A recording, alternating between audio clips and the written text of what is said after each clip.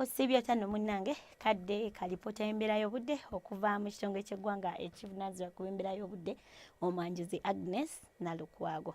Enkuba yatonye mu bitundu by'eggwanga ebisinga obungi era ng'okusinziira kwa lipota gye twafunye weziweredde saa 3 ez'okumakya, Lira ye yasinze okufuna enkuba ennyingi nga yawezezza millimeters 2 n'obutundutundu 4, so nga ate Arua yawezezza millimeters 16 n'obutundutundu 3, olwo Masindi neweza millimeters 9 n'obutundutundu 7.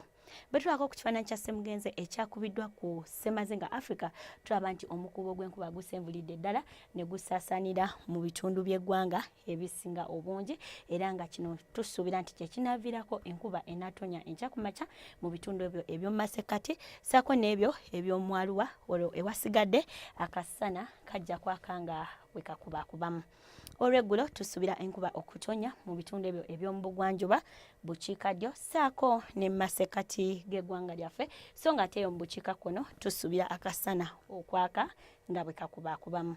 Ebbugumu erya waggulu tulisuubira okutuukira ddala ku degrees 30 mu ggulu ssaako ne Soroti, so nga ate ekibuga ekikulu Kampala wamu ne Mbarara tusuubira ebbugumu okutuukira ddala ku degrees 27.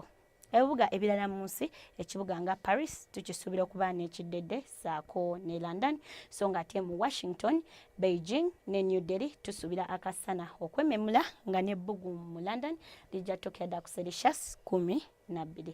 Gwe wenna ali eyo kubiriza okutambulanga ne manvuuli y'omu nsawo ssaako n'engoye ezibugumya kubanga tukimanyi obudde buno bwa nkuba ennaku ezisinga obungi.